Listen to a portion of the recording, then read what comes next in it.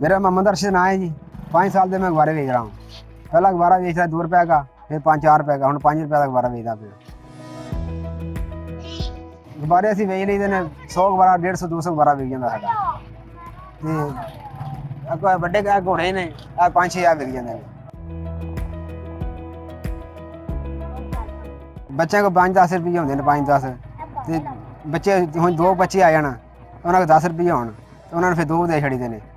ਹੁਣ 10 ਰੁਪਏ ਦਾ ਗੁब्बारा ਸਾਡਾ ਵਿਕਦਾ ਪਿਆ, ਅਸੀਂ 5 ਦਾ ਦੇ ਛੱਡੀਦਾ, ਕੋਈ ਟੈਨਸ਼ਨ ਨਹੀਂ। ਜਦੋਂ ਬੱਚੇ ਖੁਸ਼ ਹੋ ਜਾਂਦੇ ਨੇ।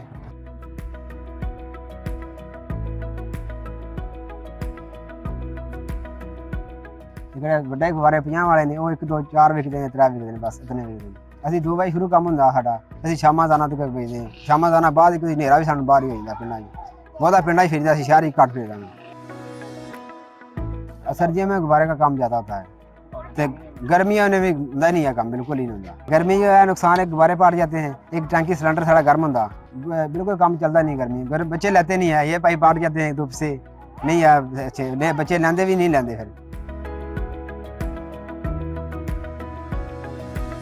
तो बच्चे छोटे आ जाते हैं, उन्होंने भी दे छड़ना। वो बच्चे छोटे होंगे ने, बच्चे रोंदे होंगे ने, चलो कोई नहीं मसला, जरा बस बच्चे खुश हो जाते, असीं भी रात दिन लग्या साडा, बच्चे खुश, अपनों खुश हो जाते, बच्चे भी खुश कर छड़ीदे।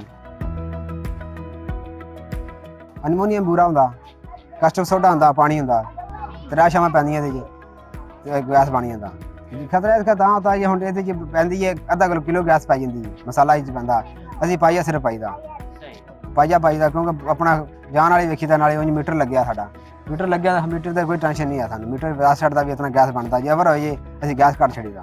महंगाई तो बहुत ज़्यादा है, महंगाई है ना, फिर भी असीं अपने खुश कीता बच्चों नूं, चलो 10 रुपए आउंदे ने, 2 लाई जांदे, बच्चे बड़े खुश हो जांदे ने, चलो 2 मिल गए ने। इमरान खान कह के महंगाई कम करे।